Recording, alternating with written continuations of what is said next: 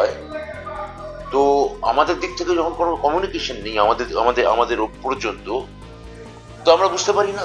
তবে মিডিয়া থেকে যেটা দেখতে পাই, যদি আমি মনে করি যে মিডিয়া আন্দোলনকারীদের মুখপাত্র হতে পারে কিন্তু সচিব হতে পারে না। মিডিয়ার মাধ্যমে আমাদের জানানোর তো কথা নয়, ডাইরেক্ট জানানোর কথা। তো কোনো বার্তাই আসে না, লিখিতভাবে কিছুই আসে না। তো মিডিয়া থেকে যেটা বুঝতে পারি যে ওরা বলছেন যে প্রিন্সিপাল যেটা মোদ্দা কথা, যে ওরা পরীক্ষা দিতে চান না, সসম্মানে স্কুলে ফিরতে চান। এইটা দেখুন, প্রথম অংশ যেটা মানে পরীক্ষা দিতে চান না, এটা তো একদম সুপ্রিম কোর্টের নির্দেশ। তাহলে মহামান্য সুপ্রিম কোর্ট যেটা বলেছেন সেটার ক্ষেত্রে আমরা কন্টেম্প্ট অফ কোর্ট কি করে করি? আর যারা বলছেন পরীক্ষা দিতে চান না, তারাই কি একমাত্র? কারণ আমি এই মুহূর্তে আজকে একটা চিঠি আমি আপনাদের দেখাচ্ছি, যে চিঠিতে এই চিঠিতে প্রায় 2.5 থেকে 3,000 শিক্ষক তারা জানাচ্ছেন যে তারা সরকারের সঙ্গে সর্বতভাবে সহযোগিতা করে চলতে চান। সরকার যে আইনি পদক্ষেপগুলো নিচ্ছেন বা তাদের পুনর্বাসন বা পুনর্ব্যবস্থার জন্য যে পদক্ষেপগুলি নিচ্ছেন, তার সঙ্গে তারা সহমত পোষণ করে। আমি এই চিঠিটি আপনাদের হাতে একটা কপি তুলে দিতে চাই, আপনারা যদি আমাকে ফটোকপি করে দিয়ে দেন এটা ভালো হয়। অর্থাৎ যারা ওখানে বসে আছেন তারা একটা অচলাবস্থা করার জন্যই বসে আছেন, কিন্তু সেটা কাঙ্ক্ষিত নয়, সেটা বাঞ্ছনীয় নয়। যে সরকার, এটা হচ্ছে প্রথম পার্ট, পরীক্ষা দেব না। আর দ্বিতীয় পার্ট হচ্ছে যে পরীক্ষা দেব না, এবং দ্বিতীয় অংশ হচ্ছে সসম্মানে ফেরান। তা সেটার জন্য তো যত আইনি রিভিউ পিটিশন, আইনি পরামর্শ নেওয়া, ওদের বক্তব্য আমাদের মধ্যে ইনকর্পোরেট করা, ওদের স্কুলের মাইনে সুনিশ্চিত করা, ওরা যাতে স্কুলে কোনো রকম কোনো সমস্যা বা অসুবিধায় না পড়েন সেটাকে দেখা, এই সমস্ত পদক্ষেপগুলো তো আমরা নিয়েছি। আমরা ওনাদের মূল যে সমস্যা তার সঙ্গে আমি আমার মাননীয় মুখ্যমন্ত্রী, আমার সরকার গভীরভাবে তাদের সঙ্গে সহানুভূতি সম্পন্ন।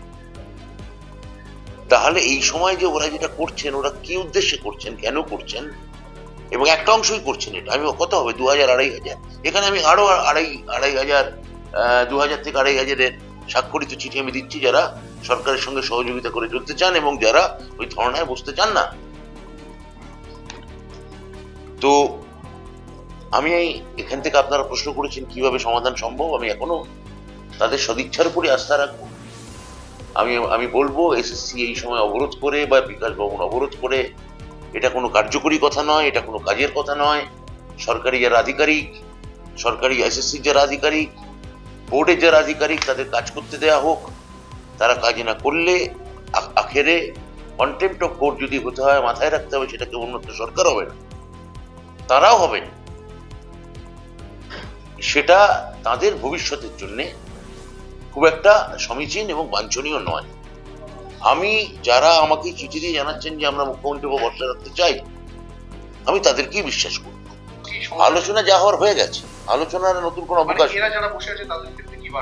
তাদের ক্ষেত্রে আমি বার্তা দেবো এটাই যে আমরা যে আইনি লড়াই লড়ছি সেটার জন্য অপেক্ষা করুন। আমরা যে আইনি পুনর্বিবেচনার জন্য সর্বাত্মক লড়াই করছি, আপনাদের সমস্ত পয়েন্টগুলো নিয়ে সেইটার উপর ভরসা রাখুন। সরকার আপনাদের কাউকে যোগ্য বা কখনো কাউকে অযোগ্য বলেনি, কারণ সরকার তো সবাইকে চাকরি দিয়েছে, এসএসসি সবাইকে চাকরি দিয়েছে। সরকার তো এই ভাগাভাগি করতে পারে না। পরে আমরা সার্বিকভাবেই রিভিউ পিটিশন আমরা দাখিল করছি। আপনারা এই রিভিউ পিটিশনের জন্য অপেক্ষা করুন, এবং আমাদের যেটা মহামান্য সুপ্রিম কোর্ট যে নির্দেশ দিয়েছেন তা যাতে আমরা সুষ্ঠুভাবে পালন করতে পারি, তার জন্য আমাদের মতোই আপনারা দায়িত্ববান। আপনারা এই ধরনের কোনো হঠকারী জায়গা থেকে সরে আসুন, সরকারের সঙ্গে সহযোগিতা করুন। আপনাদের যে সামাজিক যে অবস্থা বা মানসিক যে অবস্থা সেটা কিন্তু আমরা ফিল করছি। মুখ্যমন্ত্রী গভীরভাবে সেটার ক্ষেত্রে সমব্যথী এবং সমবেদনা দেখাচ্ছি। আমরাও আপনাদের সঙ্গে আছি, এবং এতবার আমি আপনাদের কথায় বৈঠক করেছি। এখন আমার মনে হয় যে আপনারা যখন নিজে স্কুলে গেছেন, স্কুলে জয়েন করে গেছেন, তখন এটাকে আর নতুন করে আর আমি বলবো যে ভুলিয়ে দেওয়ার এটা কোনো কার্যকারিতা নেই। কোনো রাজনৈতিক মদতদাতা থাকেন সেটা আমার জানা নেই। যদি থাকেন সেটা তার দায়ভার ওদের মাথায় রাখতে হবে। চাকরি আমরা দিয়েছিলাম, চাকরি খেতে চেয়েছিলেন অন্য রাজনৈতিক দলগুলো। তাহলে ওদের বুঝে নেওয়ার বা বেছে নেওয়ার দরকার আছে যে সরকার ওদের সঙ্গে না রাজনৈতিক দলগুলো।